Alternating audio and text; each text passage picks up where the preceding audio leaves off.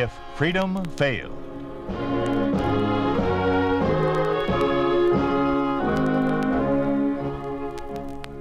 We'd like to take you on a visit to a town that doesn't exist. A town we call Springfield, USA. We'd like to show you how things would be in any American town if communism took over. This is the story of a newspaper. It's the story of what happens to any newspaper under a communist regime. Starring Jeff Chandler as Arnold Wilson, the story is entitled Circulation.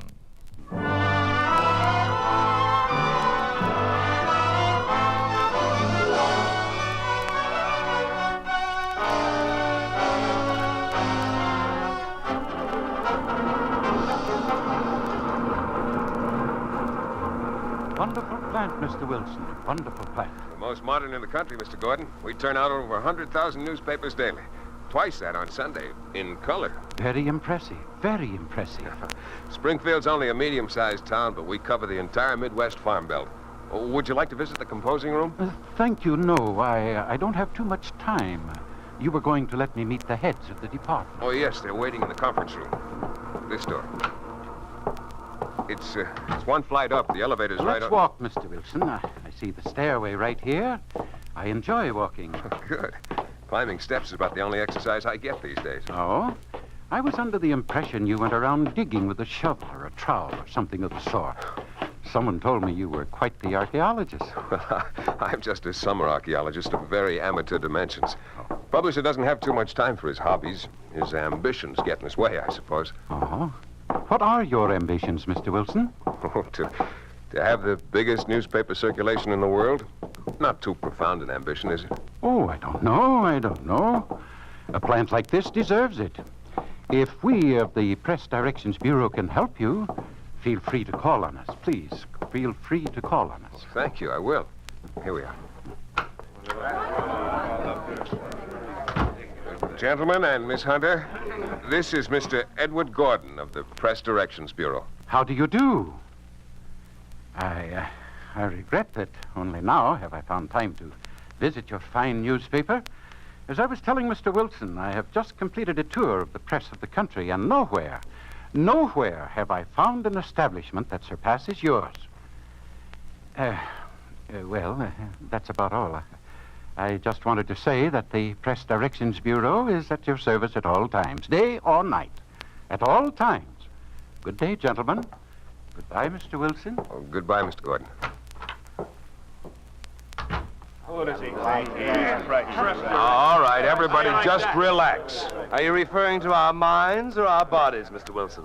Desmond, don't you think it's about time you put aside the vitriolic exterior? If I don't, I suppose it'll be put aside for me. Mr. Wilson, what was the purpose of his visit?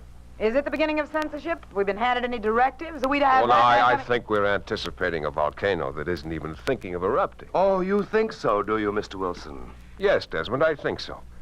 After all, they've allowed me to keep my newspaper. It's as they said. American communism is following the dictates and needs of American people and its culture. They're not trying to Russianize us. Oh, you mean they're content with renaming a few of our streets and parks after members of the Politburo? 6 months have passed, and that's as far as they've gone.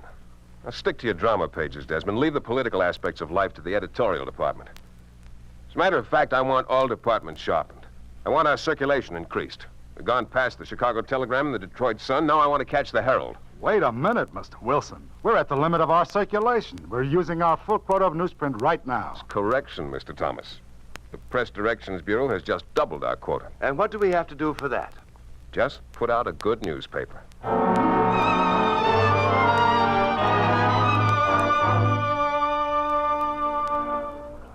Copy, boy. Take this, please. Yes, sir, Mr. Desmond. The boss wants to see you. Right. He wants you to bring a copy of your latest review. Right. On the carpet again, Desmond? Why break precedent? Whatever it is, deny it, Desmond. I always do. Oh, Desmond. Come in, sit down. You know Mr. Gordon, Press Directions? Yes. Oh, yes, we have met. I know and admire Mr. Desmond's work in the theater. I think your reviews, Mr. Desmond, are truly literary gems. Thank you. I think so, too. With the exception of the one which appeared last night, The review on The Last Holdout. Really? I thought that was one of my best critiques. Well, Mr. Gordon has taken exception to some things you said. It seems, Mr. Desmond, that you lambasted every character who reflected some aspect of the new America and praised those who were counter-revolutionary and strove to restore the old decadent order. My yardstick, Mr. Gordon, is not the political orientation of the characters, but the dramatic believability of them. The play was bad. After all, the essence of drama is conflict, and the purpose of drama is truth. I found this play completely lacking in both. The purpose of all literature, whatever its form, Mr. Desmond, is to advance the cause of communism. The supreme judge as to whether a given effort serves this aim is whether it jibes with communist realism. And how do you define communist realism? Realism may be summarized as a negative attitude towards everything and everyone not pro-Soviet, and a positive attitude toward everything Soviet. I see. Excuse me, gentlemen. Yes. Hello? Yes, Thomas. Oh, fine. Fine. Our circulation has jumped 4,000 in only 3 days. Congratulations, Mr. Wilson. That's a total of 12,000 in the last month, isn't it? Yes. No newspapers even equal that record. It's due to an on-the-toes staff. And to the fact the Telegram went out of business last month. Oh, Mr. Desmond is a bundle of cynicism, isn't he? Just a bundle of cynicism. Well, I must be going. I do hope that in the future, Mr. Desmond, your reviews will be more, judicious. By the way, Mr. Gordon, did you see the play? No. Goodbye, gentlemen. Well, they started on us. Well, they started nothing. My tradition, Mr. Wilson, is against censorship. He censored nothing. He made a suggestion, that's all. Your trouble, Desmond, is that you see a commissar behind every typewriter. Well, just go back to your desk and write the reviews as you see them. I'll write them as Gordon sees them. I can't support my wife and child from behind barbed wire.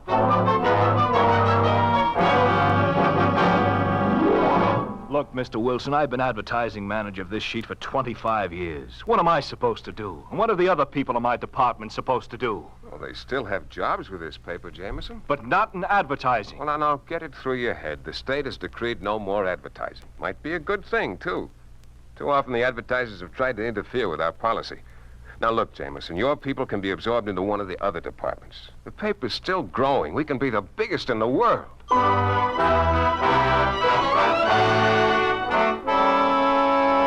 Mr. Wilson, how are we going to keep the interest of the woman subscriber? Frankly, I don't know, Miss Hunter. That's your department, your problem. But no rotogravure section. What kind of an excuse is that? Rotogravure is a bourgeoisie hangover, a decadent reminder of a dead age. Well, I don't like the way they phrased And then the it. directive about eliminating fashion reports. Beauty aid society doing. Well, after all, Miss Hunter, is that so important? Well, to a woman it is. A woman's life is drudgery enough, taking care of a home, a husband, a family. One of the ways she used to get out of it, for a short time at least, was through the pages of this newspaper. She doesn't want to constantly read about the hard lot of the female in Azerbaijan, the collective life of the collective woman in Bulgaria, or the number of acres tilled by the woman of Tibet. One of the functions of a newspaper is to educate the people, to keep them informed. Right. But do we have to keep them informed about only one aspect of life? Can't they be educated and have enjoyment at the same time? I thought the idea was to bring everybody up to our standards, not to bring us down to the lowest common denominator of women. Yeah, you've got a point. I'll check with press directions and see what can be done about that directive. But the rotogravure is definitely out. It's a question of circulation. We can't spare the newsprint. Why not? Because our new quota carries the stipulation that the newsprint is to be used to report only upon those things connected with communist realism.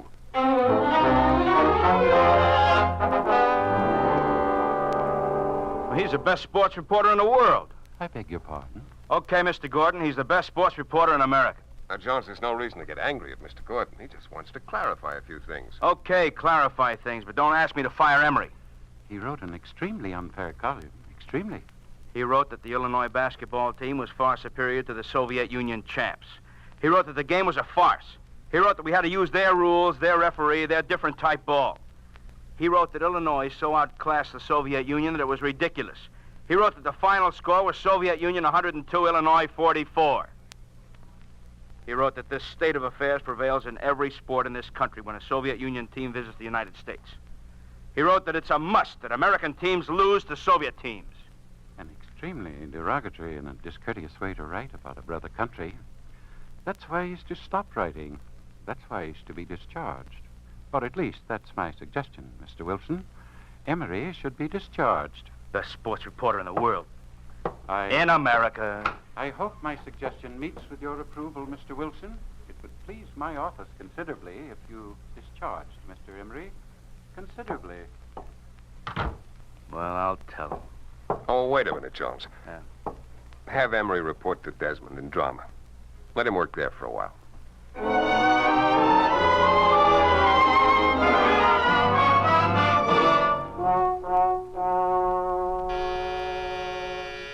Morning Globe. Just a moment. I'll connect you with classified. Morning Globe. Yes, Mr. Wilson got back today. Appointments must be made through his secretary. I'll connect you.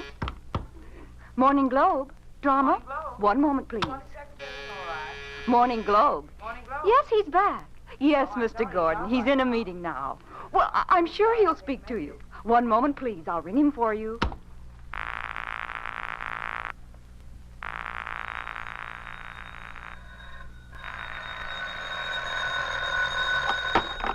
Hello? Hello, Wilson. Yes. Gordon, how are you? Enjoy your vacation? Oh, I had a wonderful time, Mr. Gordon. Swinging a pick in some old ruins in Yucatan isn't my idea of fun, but I suppose that's what makes horse races. It's like yogurt. One has to cultivate a taste for it. Yeah. Well, I'm glad you're back anyway, Wilson. Just wanted to tell you how happy I am with the progress your paper's made. Well, thank you, Mr. Gordon. If you need anything, just call on me. I will. I'll drop in to see you one of these days. Fine. Goodbye. Sorry for the interruption, folks. Well, now, I wanted you all here to tell you how much I appreciate what you've done while I was away. Our circulation figures have passed the Herald's. We now have the largest circulation in America. I want to congratulate you. Why? Well, just what does that mean, Mr. Desmond? We had nothing to do with it. The Sun was put out of business in June.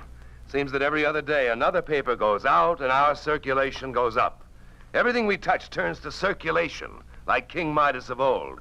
The establishment smells of circulation. Oh, it's not our fault that the sun went out. Admirably phrased. The sun went out. Desmond, I think it advisable that you not start drinking so early in the day. I drink all day long, Mr. Wilson. You would, too, if your typewriter vomited all over you every time you wrote something. Yeah, a lot of us have started drinking. Sports department's become a saloon. You may as well face it, Mr. Wilson. The Globe's like a morgue. We all feel like obituary writers. Well, I thought this was an occasion for festivities. Instead, we're having a delightful wake. It's no wake. We've attained our goal, the largest circulation in the world. Yes, the largest circulation of unread newspapers in the world. Well, you should be in crossword puzzles, Desmond. You're talking enigmas. It's no enigma, Mr. Wilson. I'm circulation manager, and it's too blasted plain to me. I admire the fight you're putting up against realism, Mr. Wilson. Not communist realism, good old American realism. You remember red, white, and blue realism. The realism that says 2 + 2 = 4. The realism that says if nobody is reading your newspaper, there's a reason. What's he talking about, Thomas? Our newspapers stay unopened on doorsteps. They go into garbage cans without being read. They're used for insulation, for drawer linings, for shelving. But nobody reads them. Why not? Because we're just a blown-up daily worker. Don't pretend you didn't know what was happening, Mr. Wilson. Most of us can't run away on expeditions to Yucatan to escape growing realization. Oh, that's ridiculous. Why do people buy our paper if they don't read it? They all have to take out subscriptions through their workers and cultural organizations. If they don't, they're in trouble. Why us? Why not the Daily Worker? Because the Daily Worker had a lousy reputation. The Press Directions Bureau wanted our prestige. People used to read us, you know. You see, Mr. Wilson, the Sun and the Telegram refused to print the nonsense we do, so they were killed. And we inherited their circulation. Oh, you've constantly referred to those papers as having been killed, Desmond. Just how... Simple. They were refused newsprint. They were plagued by a constant series of strikes that weren't strikes in the true sense. News dealers who handled them were beaten up. Their delivery trucks were sabotaged. Shall I continue? Is that true, Thomas? Yes. Anybody who doesn't print their handouts ends up the same way. We can only print what they want us to. We don't have an opinion left in any department. Morton, you haven't said anything. It's the same thing in editorial, Mr. Wilson. We get directives on the subjects that are safe. Where have I been while all this was going on? In Yucatan, digging... If you want to keep your job, Desmond, shut up. Where is this list, Morton? I've never seen it. Now get your copy. Well, what's been in our columns, in our editorials, in our news pages? Oh, I've been writing a rapturous story about the scenic beauty of the Volga. I've been writing glowing reviews of all the hack plays by hack writers who are making a fortune following the dictates of the Cultural Committee. Me? I've been writing about sports in the animal world. It's the same all over the country. I don't believe nobody's reading our paper. I wouldn't read it.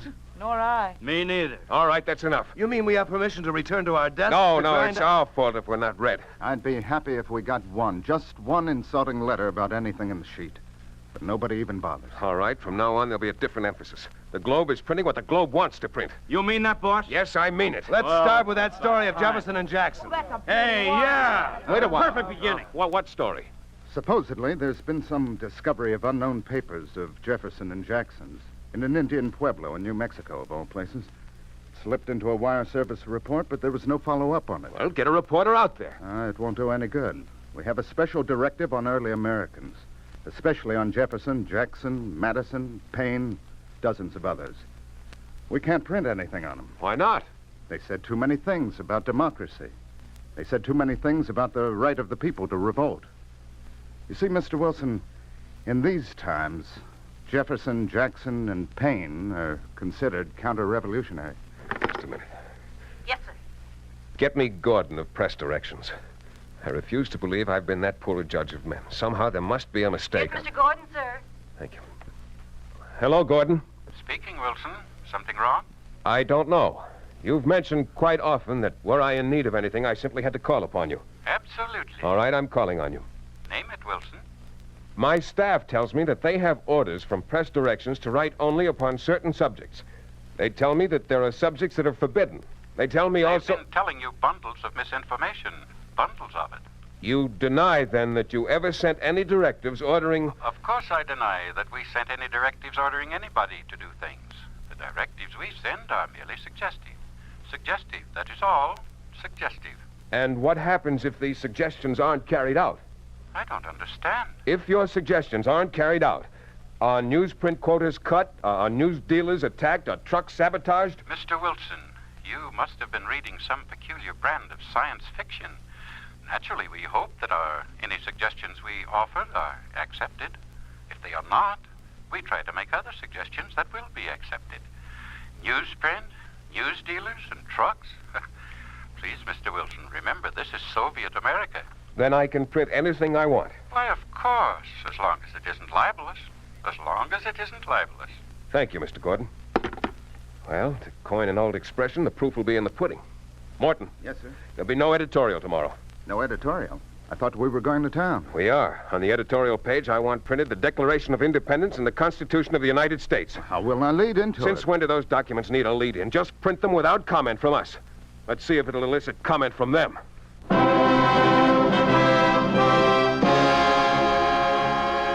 You are listening to Circulation, starring Jeff Chandler. A story of the way things could be if communism took over. A picture of what life would be like under a communist regime in an ordinary American town. A town we call Springfield, USA.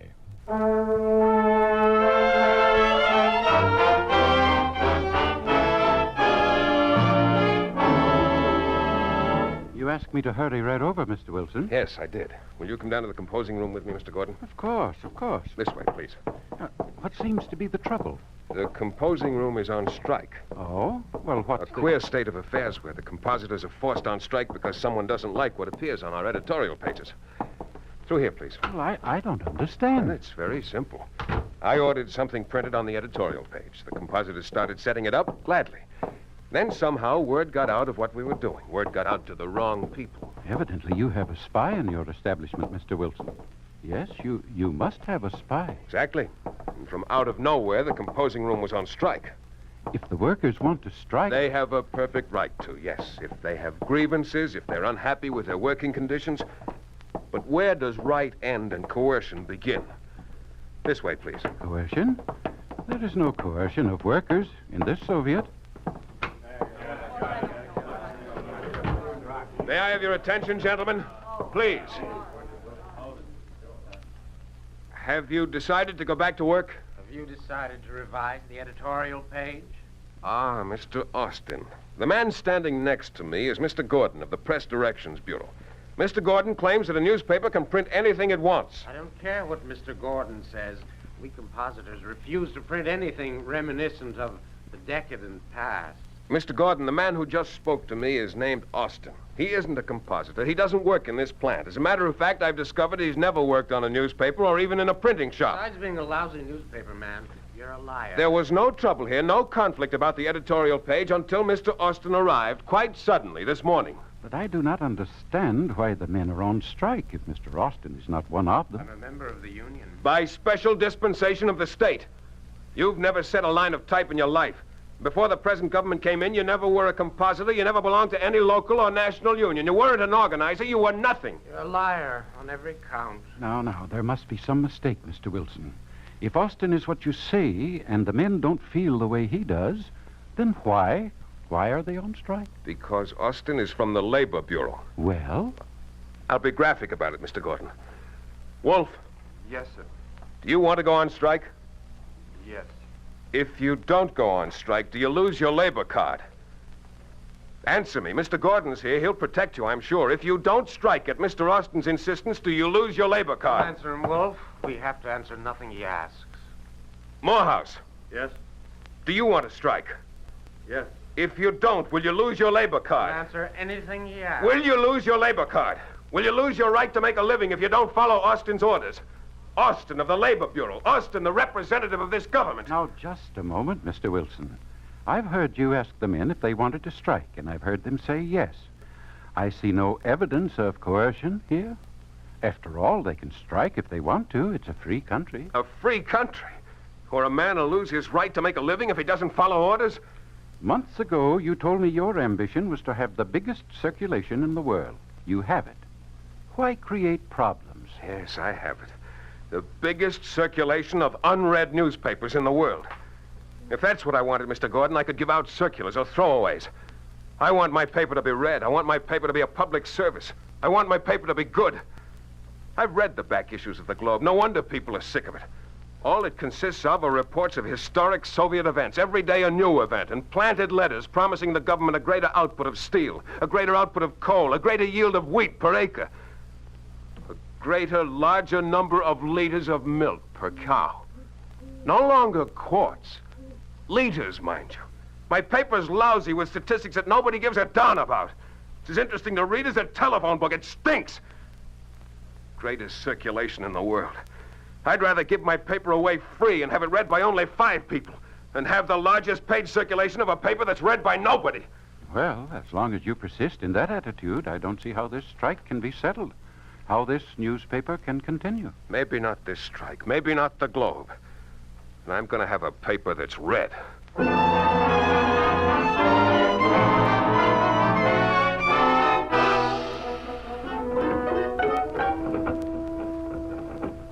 Well, this new place isn't much of a plant, but we're printing. Let's see one of them.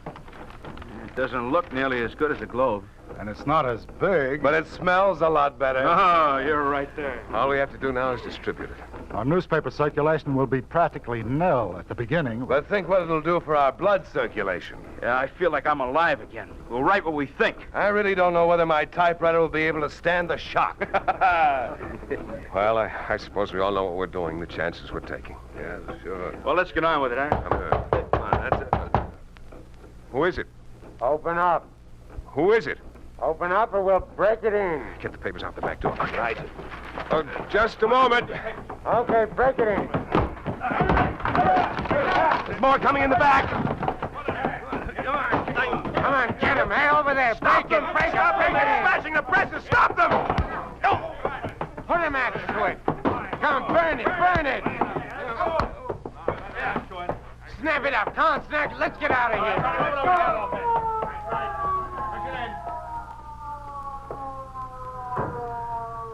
You all right, Mr. Wilson? Yeah, I guess so. Your eye, Desmond. Yes, my eye, Jones's nose, an arm here and a leg there. Nature will repair those little details, but our press. Wilson, what's going on here? You've arrived too late, Mr. Gordon. As you see, our plant's been destroyed. Oh, I'm so sorry. Why don't you give up this wild idea, Wilson? I'm not giving up. They're not going to stop me. Well, it looks like they have. Do you want to make a complaint? I have a strange suspicion that a complaint would do no good. And I have a strange suspicion that every time you start again, this is going to happen again. By whose orders? Orders? The Press Directions Bureau doesn't want to see an honest newspaper printed. The Press Directions Bureau is glad to see unrealistic newspapers unable to go to press. Oh, press directions or not, I'm going to put out a newspaper. Get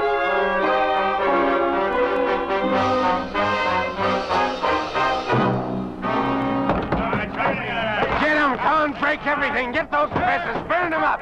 Let's go, get in there. You're not going to stop me. You still didn't learn, eh, Wilson? You're not going to stop me. You're not going to stop me.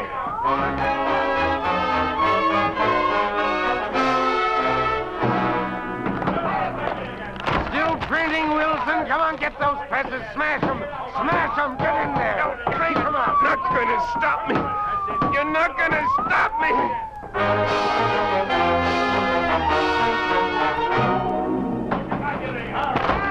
Lug him, come on, punch him, beat him, break him down, break everything. Break everybody. Not going to stop me. Don't You're stop. not going to... Help.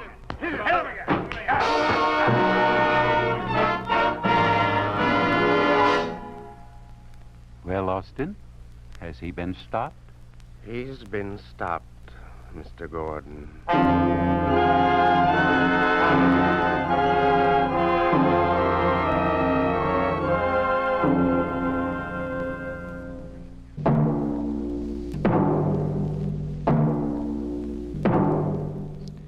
You have just heard a story of what happens to newspapers under a communist regime. You think this could not happen? It did happen to newspapers in Romania. It did happen to the Viitorul and the Dreptatea, two Bucharest newspapers. A third newspaper, the Universul, is now completely dominated by the communist. In any country where communism takes over, freedom of the press is one of the first rights to be abolished.